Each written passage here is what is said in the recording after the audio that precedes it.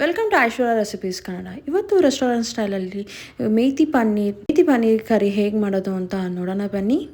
ಇಲ್ಲಿ ಫಸ್ಟ್ ನಾನಿಲ್ಲಿ ಗಟ್ಟಿ ಬರೋದಕ್ಕೋಸ್ಕರ ಕರಿ ನಾನಿಲ್ಲಿ ಗೋಡಂಬಿ ಮತ್ತು ಬಾದಾಮಿ ಅರ್ಧ ಗಂಟೆ ನೆನೆಸಿರೋದನ್ನ ತೊಗೋತಾ ಇದ್ದೀನಿ. ನಾನು ಗೋಡಂಬಿ ಜಾಸ್ತಿ ಇರಲಿಲ್ಲ ಅಂತ ಸ್ವಲ್ಪ ಬಾದಾಮಿ ಹಾಕ್ಕೊಂಡಿದ್ದೀನಿ. ಗೋಡಂಬಿ ಜಾಸ್ತಿ ಇದ್ದರೆ ಬೇರೆ ಗೋಡಂಬಿನೇ ಇದು ಮಾಡ್ಕೋಬೋದು. ಅದಾದಮೇಲೆ ನಾನಿಲ್ಲಿ ಒಂದು ಪ್ಯಾನ್ಗೆ ಎಣ್ಣೆ ಹಾಕಿ ಸ್ವಲ್ಪ 1/4 ಟೇಬಲ್ ಸ್ಪೂನ್ ಜೀರಿಗೆ ಮತ್ತು 1/4 ಟೇಬಲ್ ಸ್ಪೂನ್ ಸೋಂಪು ಹಾಕ್ತಾಯಿದ್ದೀನಿ. ಇದು ಎರಡು ಹಾಕೋದ್ರಿಂದ ಫ್ಲೇವರ್ಫುಲ್ ಆಗಿರುತ್ತೆ ಮತ್ತು ಕರಿಗೆ ಒಂಥರ ಡಿಫ್ರೆಂಟ್ ಟೇಸ್ಟ್ ಬರುತ್ತೆ ಅಂತ. ಅದಾದಮೇಲೆ ನಾನಿಲ್ಲಿ ಸಣ್ಣದಾಗಿ ಹೆಚ್ಚಿರೋ ಅಂಥ ಮೀಡಿಯಮ್ ಸೈಜ್ ಈರುಳ್ಳಿ 2ನ್ನ ಹಾಕೋತಾ ಇದ್ದೀನಿ.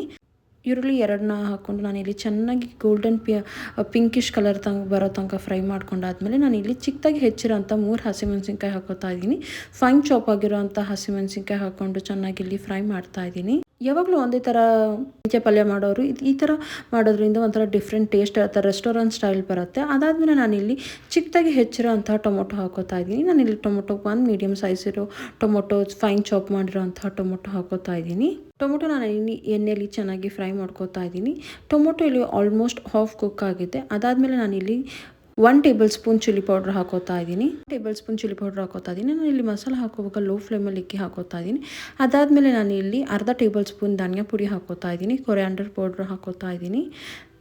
ಅದಾದಮೇಲೆ ನಾನಿಲ್ಲಿ 1/4 ಟೇಬಲ್ ಸ್ಪೂನ್ ಆಗೋಷ್ಟು ನಾನಿಲ್ಲಿ ಅರಿಶಿನ ಹಾಕೋತಾ ಇದ್ದೀನಿ. ಇದೆಲ್ಲ ಹಾಕ್ಕೊಂಡು ಸ್ವಲ್ಪ ಸ್ಮ್ಯಾಶ್ ಆದಮೇಲೆ ನಾನಿಲ್ಲಿ 3/4 ಕಟ್ ಆಗುವಷ್ಟು ನಾನಿಲ್ಲಿ ಮೆಂತ್ಯ ಸೊಪ್ಪು ಸೋಸಿಟ್ಕೊಂಡಿದ್ದೀನಿ. ಆಲ್ಮೋಸ್ಟ್ ಲೈಕ್ 1 ಕಪ್ ಮೆಂತ್ಯ ಲೀವ್ಸ್ನ ಹಾಕೋತಾ ಇದ್ದೀನಿ. 1 ಬೌಲ್ ಬರುತ್ತೆ ನಾನಿಲ್ಲಿ ಮೆಂತ್ಯ ಲೀವ್ಸ್ನ ಹಾಕೋತಾ ಇದ್ದೀನಿ. ಮೆಂತ್ಯ ಲೀವ್ಸು ಚೆನ್ನಾಗಿ ಫ್ರೈ ಮಾಡಬೇಕು. ಆ ಮೆಂತ್ಯ ಲೀವ್ಸು ಮತ್ತು ಆಯಿಲು ಸಪ್ರೇಟ್ ಆದಮೇಲೆ ನಾನಿಲ್ಲಿ ಬೇರೆ ಇದನ್ನ ಹಾಕೋತಾ ಇದ್ದೀನಿ. ಚೆನ್ನಾಗಿ ಫ್ರೈ ಮಾಡೋದ್ರಿಂದ ಯಾವುದೇ ಕಹಿ ಇರಲ್ಲ ಮತ್ತು ಯಾವುದೇ ಇದು ಇರಲ್ಲ. ಮತ್ತು ನಾವಿಲ್ಲಿ ಅರಿಶಿನ ಆ್ಯಡ್ ಮಾಡಿ ಮೆಂತ್ಯ ಲೀವ್ಸ್ನ ಹಾಕೊಂಡ್ರಿಂದ ಕಹಿ ಬರೋದೇ ಇಲ್ಲ. ಸೊ ಯಾರಿಗೆಲ್ಲ ಮೆಂತ್ಯ ಸೊಪ್ಪು ತುಂಬ ಕಹಿ ಬರುತ್ತೆ ಅಂದರೆ ಈ ಥರ ನಾವು ಟ್ರೈ ಮಾಡ್ಬೋದು. ಸ್ವಲ್ಪ ಅರಿಶಿನ ಹಾಕ್ಕೊಂಡು ನಾವು ಈ ಥರ ಚೆನ್ನಾಗಿ ಫ್ರೈ ಮಾಡಿದ್ರೆ ಸೊ ನಮ್ಗೆ ಯಾವುದೇ ರೀತಿ ಕಹಿ ಬರಲ್ಲ.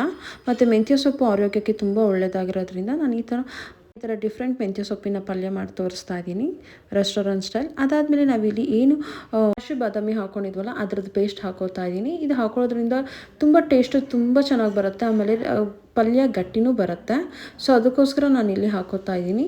ಸೊ ಕ್ಯಾಶ್ಯೂ ಬಾದಾಮ್ ಪೇಸ್ಟ್ ಹಾಕೊಂಡಾದ್ಮೇಲೆ ಇದಕ್ಕೆ ಎಷ್ಟು ಆಗುತ್ತೋ ನಾನು ಅಷ್ಟು ಸ್ವಲ್ಪನೇ ನೀರು ಹಾಕೋತಾ ಇದ್ದೀನಿ. ಸೊ ಇಲ್ಲಿ ತುಂಬ ನೀರಿನ ಅವಶ್ಯಕತೆ ಇಲ್ಲ, ಸ್ವಲ್ಪನೇ ನಾನು ನೀರು ಹಾಕೋತಾ ಇದ್ದೀನಿ. ಸೊ ಇಲ್ಲಿ ನೀರು ಹಾಕ್ಕೊಂಡು 1 ಕುದಿ ಬರೋ ತನಕ ನಾನಿಲ್ಲಿ ಚೆನ್ನಾಗಿ ಕೈ ಬಿಡದೆ ತಿರುಗಿಸ್ಕೋತಾ ಇದ್ದೀನಿ. ಸ್ವಲ್ಪ ಇದು 1 ಕುದಿ ಬರೆಯೋ ತನಕ ನಾನಿಲ್ಲಿ ಕುದಿಸ್ಕೋತಾ ಇದ್ದೀನಿ. ಈ ರೆಸಿಪಿ ನಿಮಗೆ ಚಪಾತಿ ಕುಲ್ಚಾ ಇದಕ್ಕೆಲ್ಲ ತುಂಬಾ ಚೆನ್ನಾಗಿರುತ್ತೆ, ತುಂಬಾ ಟೇಸ್ಟಿಯಾಗಿರುತ್ತೆ. ಸೊ ಇದಾದಮೇಲೆ ನಾನಿಲ್ಲಿ ಸ್ವಲ್ಪ ಉಪ್ಪು ಹಾಕೋತಾ ಇದ್ದೀನಿ. ಆದಷ್ಟು ಸೊಪ್ಪಿನ ಪಲ್ಯಕ್ಕೆ ತುಂಬಾ ಉಪ್ಪು ಹಿಡಿಯಲ್ಲ, ಸ್ವಲ್ಪ ನೋಡಿಕೊಂಡು ಉಪ್ಪು ಹಾಕೋಬೇಕು. ಅದಾದಮೇಲೆ ನಾನು 100 ಗ್ರಾಮ್ಸ್ ಚಿಕ್ಕದಾಗಿ ಹೆಚ್ಚಿರೋ ಅಂತಹ ಪನ್ನೀರ್ ಹಾಕೋತಾ ಇದ್ದೀನಿ. ಪನ್ನೀರ್ ಹಾಕೊಳ್ಳೋದ್ರಿಂದ ಟೇಸ್ಟ್ ತುಂಬಾ ಚೆನ್ನಾಗಿ ಬರುತ್ತೆ. ಸೇಮ್ ಆ ರೆಸ್ಟೋರೆಂಟ್ ಸ್ಟೈಲಲ್ಲಿ ಮಾಡೋ ಥರನೇ ನಮ್ಮದು ಕರಿ ಇರುತ್ತೆ. ತುಂಬಾ ಫ್ಲೇವರ್ಫುಲ್ಲಾಗಿ ಟೇಸ್ಟ್ಫುಲ್ಲಾಗಿರುತ್ತೆ. ಅದಾದಮೇಲೆ ನಾನು ಇನ್ನು 100 ಗ್ರಾಮ್ಸ್ ಪನ್ನೀರನ್ನ ನಾನಿಲ್ಲಿ ಈ ಥರ ತುರಿದು ಹಾಕೋತಾ ಇದ್ದೀನಿ. ಈ ಥರ ಮಾಡೋದ್ರಿಂದ ಕರಿ ತುಂಬ ಕ್ರೀಮಿಯಾಗಿ ಟೇಸ್ಟ್ಫುಲ್ಲಾಗಿ ಬರುತ್ತೆ.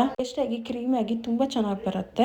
ಸೊ ಅರ್ಧ ಪನ್ನೀರ್ ನಾನಿಲ್ಲಿ ಹೆಚ್ಚು ಹಾಕೊಂಡಿದ್ರೆ ಇನ್ನು ಅರ್ಧ ನಾನಿಲ್ಲಿ ತುರಿದು ಹಾಕೋತಾ ಇದ್ದೀನಿ. ಸೊ ಈ ರೆಸಿಪಿ ನಿಮ್ಗೆ ಇಷ್ಟ ಆದರೆ ಪ್ಲೀಸ್ ಲೈಕ್ ಶೇರ್ ಸಬ್ಸ್ಕ್ರೈಬ್ ಮಾಡ್ಕೊಳ್ಳಿ. Thank you for watching.